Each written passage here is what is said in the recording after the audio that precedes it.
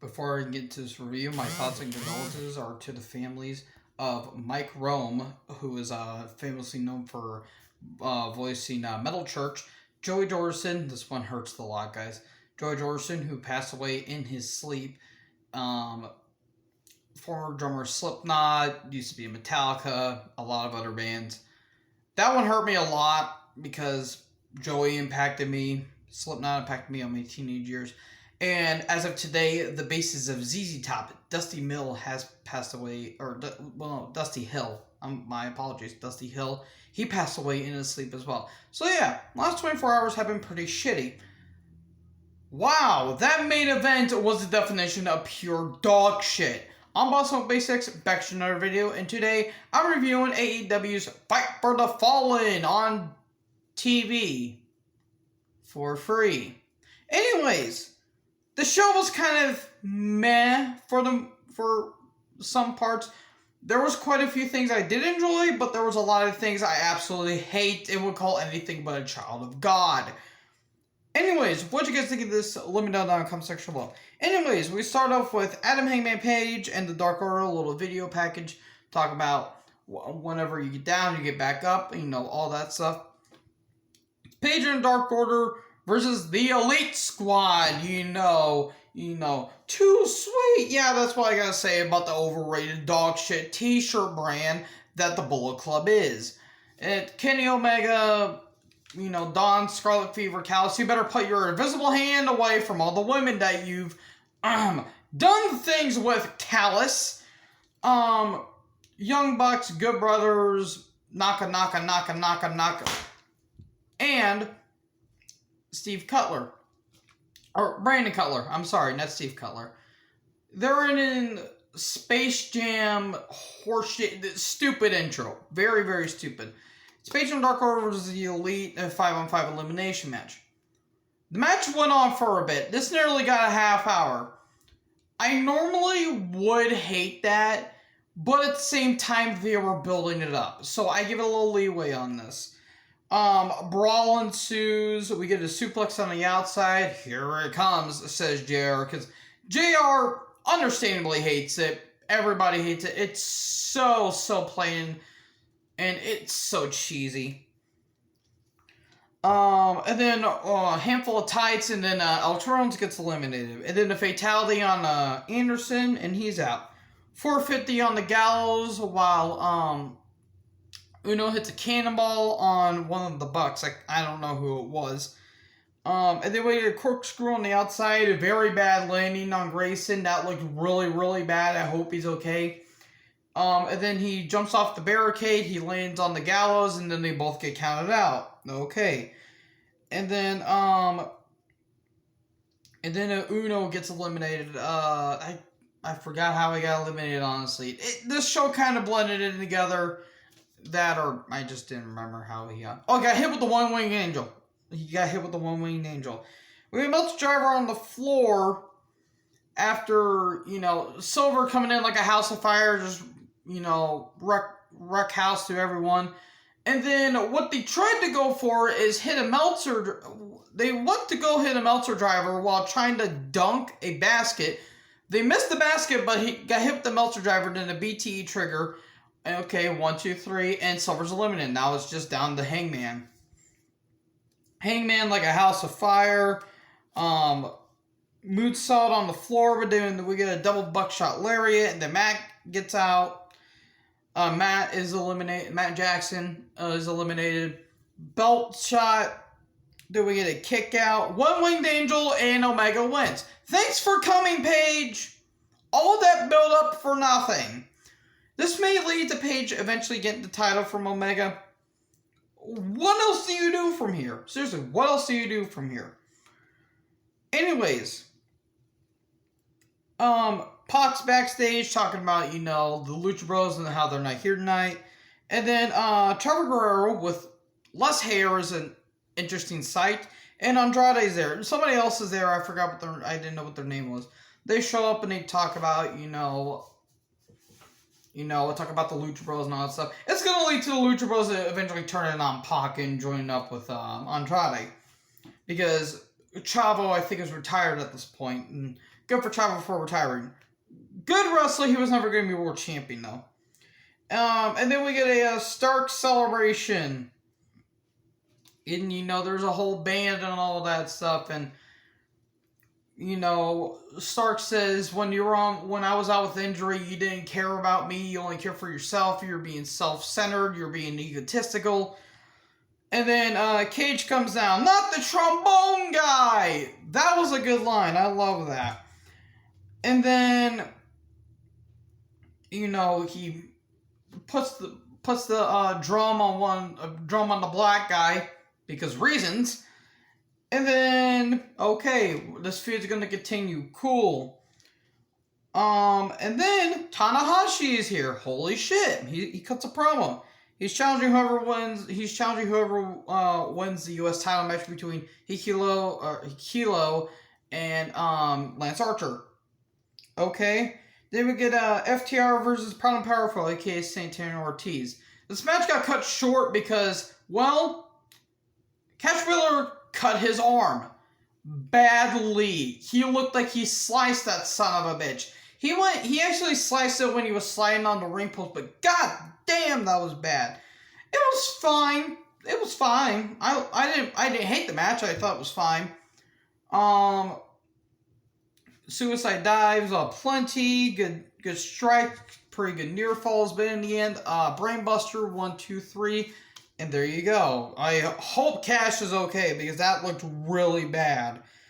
And then Tony, Britt Baker, and Rebel were backstage.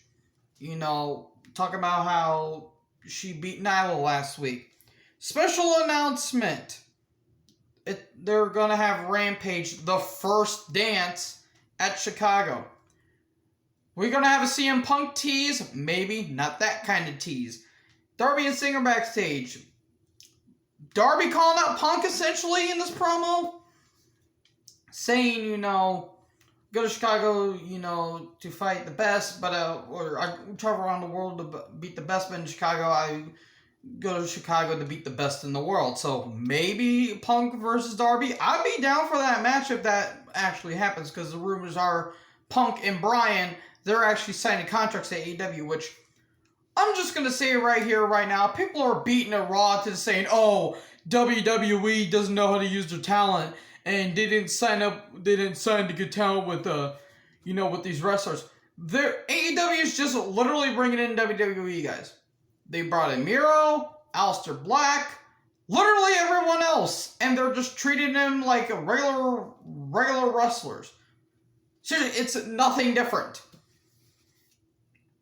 So then we get Hikilo with King Haku. Everybody run!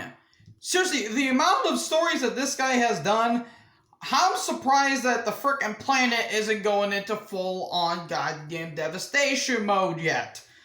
I'm surprised they haven't run into their shelters yet. It's like Fallout. Anyways, he took on Archer for the IWGP US title. It was fine. It was just too short. It should have at least went 7, or not past 7 minutes. Should have at least 11 or somewhere around 15. A match was fine. Big superplex, good stuff. But in the end, Blackout 1, 2, 3. Okay, we're gonna have Tanahashi versus Archer. I'm down for that because Tanahashi said I've never won the US title, which is true. Anyways, Cody's backstage and then Malachi Black attack. The Black Attack. It sounds like a weird hard rock metal album for some reason by some weird band. Anyways, they fight and then big knee strike to Cody. He's taken out. Then the Black Master Fuego do Sol. They're going to have Malachi lose to Cody next week because they're going to do that. And if I won't, I'm going to be shocked. Anyways, Miro promo. This may be one of the best Miro promos that he's ever did. He says God's favorite God's his favorite champion, or he's God's favorite champion, or whatever the hell he is. And he's going to be he's talking about taking on Lee Johnson next week. If they would have just did these promos when he was debuting, I would have cared a lot more about Miro. But they had to do arcade bullshit with him, and they kind of watered down his character a little bit. That being said, he's doing the best with what he's doing with this pretty damn good TNT title run. Anyways, we get Private Party and Angelico. Hardy got a big pop because it's in North Carolina. Versus Jurassic Express and Christian Cage. But unfortunately, the Vanilla Midget is there. Look, I have nothing against Marco's son. His brother's a weirdo and an idiot and a creep. But Marco, probably not a bad guy. He just doesn't belong there. This match literally went like 4.5 minutes. Hardy gets chased by Cage and then chokeslam. I think Quinn got chokeslammed. I couldn't tell because I didn't care about the match. Chokeslam and then a splash 1, 2, 3, and then Cage's celebrate with the fans also, and then all of a sudden, bam! Somebody punches Caged out. It's the Blade. He uses brass knucks. Okay, we're gonna get Christian versus the Blade next week. And then we have a Nick Gage video package. Nope, I'm going to wait until the end. Julia Hart versus Thunder Rosa. The match went 10 seconds more than the men's match. Literally went 10 seconds more than the 6-man tag. It was fine. It was just there. At least the women got featured. Fire Thunder Driver 1, 2, 3. Thunder Rosa wins. Julia's fine. She has a lot more to go in wrestling though. She's cute though. Moving on. Look, I'm 18, she's 19. It's fine. Anyways, Moxley backstage, he's talking about he doesn't like what the IWGP title not being around his waist. He's talking about Tanahashi. He's talking about the contracts being stacked up and all that stuff. He's going to go after the IWGP US title again. And then we have Nick Mother F. Gage against Chris Jericho in a no rules match with MJF on commentary. Nope. I'm not doing that just yet. If you guys like deathmatch wrestling, good for you. It's not for me. Because it's not wrestling. Nick Gage has been through a lot of shit in his life. He lost his parents. He has a lot of drug abuse and alcoholic issues.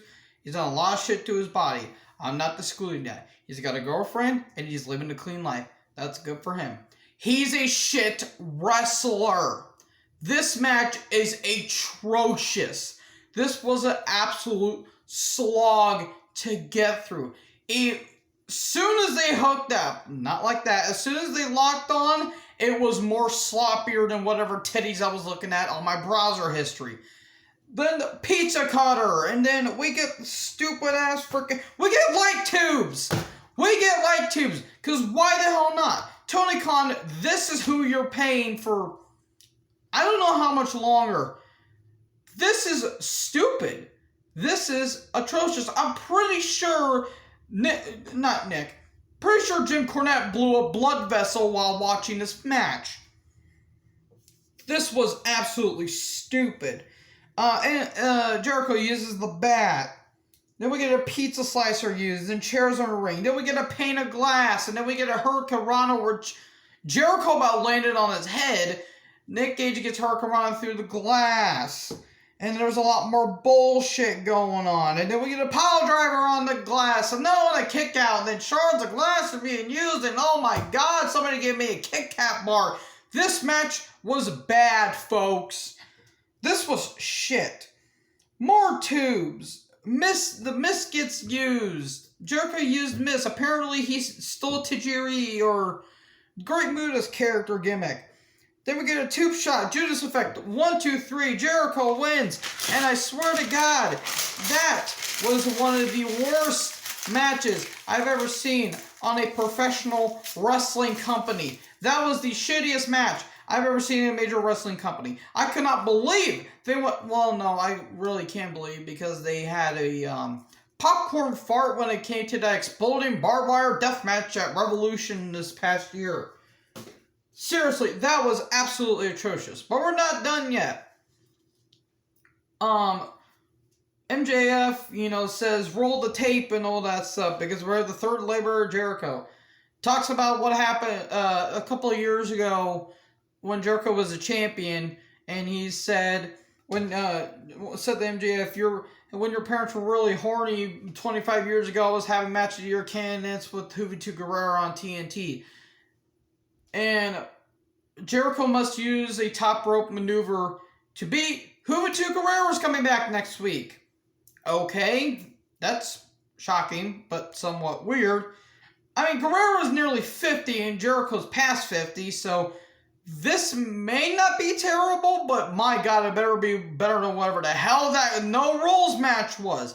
Anyways, what did you guys think of this episode of Dynamite? Did you think it was good, or did you think it was bad? Let me know down in the comment section below. Like, comment, subscribe. Join the herd. I'll talk to you guys next video. Peace out.